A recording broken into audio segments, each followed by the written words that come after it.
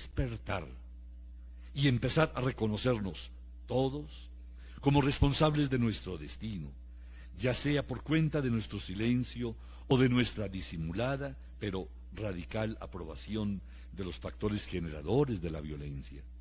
Con mayúscula, sembrar las bases de una verdadera reconciliación entre los colombianos.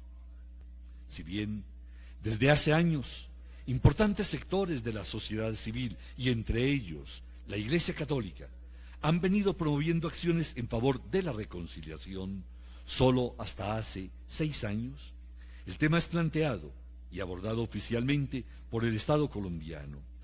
En dicha comprensión debemos entender que si bien la ley de víctimas es un avance significativo para la construcción de la paz y la reconciliación, el gran reto está en su implementación. No podemos seguir poniendo por encima de la dignidad y de los derechos humanos otros intereses a favor de la economía, la seguridad de la nación, los más ricos y poderosos, así como el orden público y social establecido, que a todas luces ha ido en detrimento de la sociedad colombiana. Seguiremos por el sendero de la equivocación y tendremos una política inoperante que, contrario a su propósito, lo que puede generar son nuevos conflictos y tensiones entre las comunidades y de estas con las instituciones. El reto en la implementación de la ley de víctimas y la política social del Estado es titánico, y de ello depende que en Colombia podamos avanzar en el restablecimiento de relaciones de confianza, la convivencia pacífica y la consolidación de la democracia, esto es, por el camino de la reconciliación. La superación del conflicto no es una decisión que dependa de quienes hemos elegido para regir nuestros destinos, pues finalmente el comportamiento, las decisiones que adoptamos, el rechazo de las prácticas generadoras de pobreza y de violencia son las que darán lugar a la obtención de la paz de Colombia. La seguridad, establecer esas políticas económicas, que obviamente se piense en la persona humana como tal, y que si una sociedad no lucha efectivamente contra la indiferencia, contra la corrupción y contra la arbitrariedad, que fenómenos delincuenciales comienzan a ser vinculantes dentro del mismo desarrollo de esta sociedad, pues está sujeta a sufrir esa brutalidad de violaciones a los derechos humanos. Es también se reconozca esa diversidad de cultura que nosotros tenemos y que podemos nosotros mostrar al mundo frente a esa diversidad cultural que nosotros encontramos en Colombia.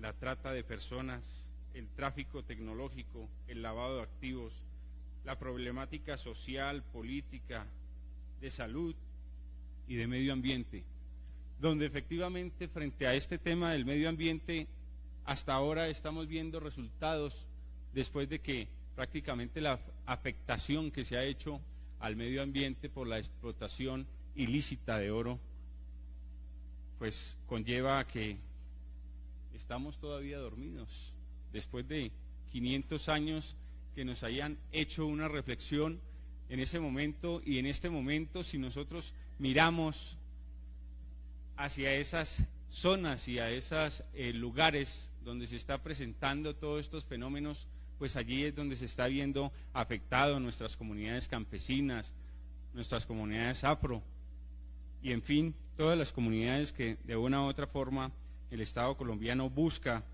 reconocerles todos sus derechos. Desde 1995 la ONU hablaba o ha hablado de la seguridad humana.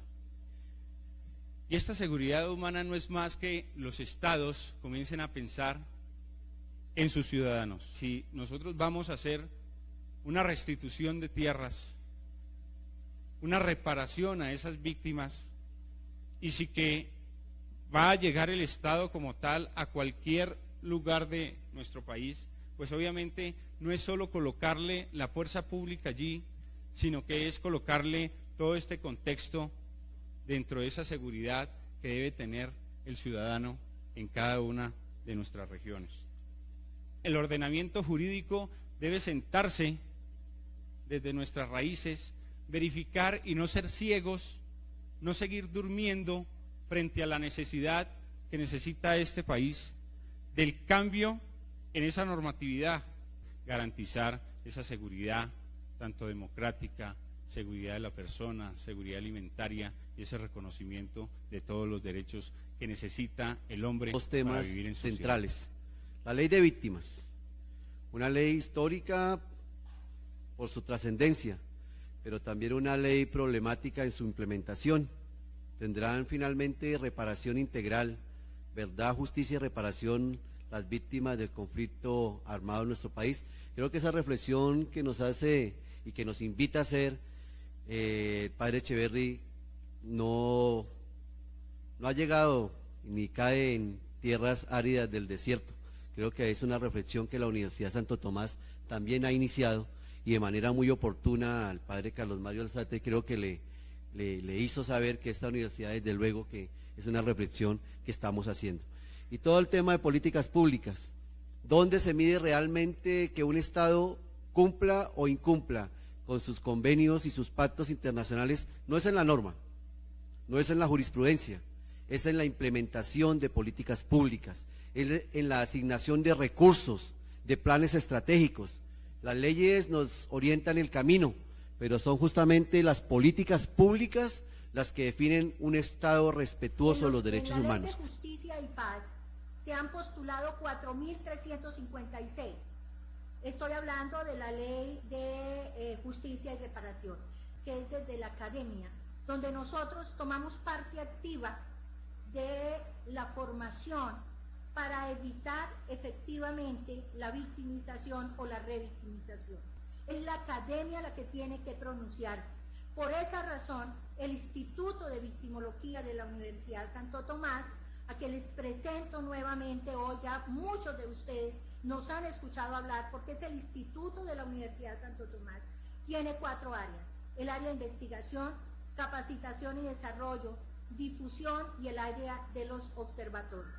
La importancia que debemos dar desde la academia a la formación sobre victimología y derechos humanos a los estudiantes. De 4 años antes de la ley de víctimas, tener nosotros una reflexión propia desde la Santo Tomás sobre el tema de víctimas. Qué rico sería, por ejemplo, realizar una investigación sobre violencia de género en Medellín, Villavicencio, Tunja, Bogotá, Bucaramanga, todas las seccionales donde hay Universidad Santo Tomás, y que nos unamos en torno a eso. Ustedes se imaginan el impacto que causaría.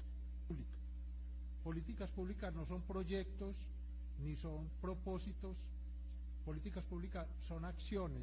En materia de educación y en materia de salud son insuficientes y no alcanzan el cubrimiento de estas sociedades, de estas comunidades, en contravía de lo que establece el artículo 13 de la Constitución, que obliga al Estado a crear situaciones objetivas que ayuden a paliar o a aminorar el impacto negativo de las desigualdades de estos grupos vulnerables, y adopten una forma de organización política y social acorde con sus tradiciones, con sus expectativas y con sus posibilidades de desarrollo.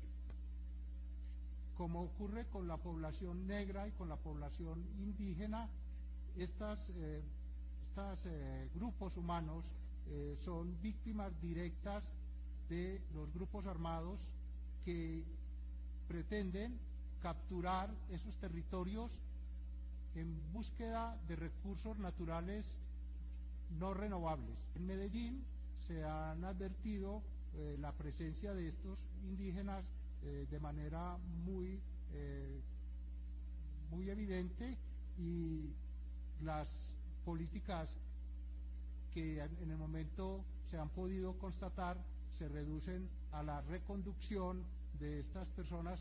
Congreso de Derechos Humanos, sobre los 500 años la vigencia del pensamiento no solamente del fraile Antón de Montesinos, sino de esa comunidad dominicana que a 11 años de llegar a estas tierras ya estaba denunciando los atropellos y que desde diferentes interpretaciones este CERMOR iniciaría la agenda de exigibilidad de los derechos humanos de nuestro continente. Por eso no quisimos dejar pasar esta celebración, esta conmemoración. Por eso la Universidad Santo Tomás, una universidad con historia y debidamente acreditada, no pudo sustraerse de convocar a lo más diverso, organizaciones sociales, miembros de la fuerza pública, Ministerio Público, a que nos acompañaran a pensar si las frases del fraile Montesinos tenían vigencia. Ya hemos visto en el día de ayer y hoy cuántas reflexiones han surgido sobre estas frases del sermón de Montesinos y cuán vigentes son sus exigencias y reclamos.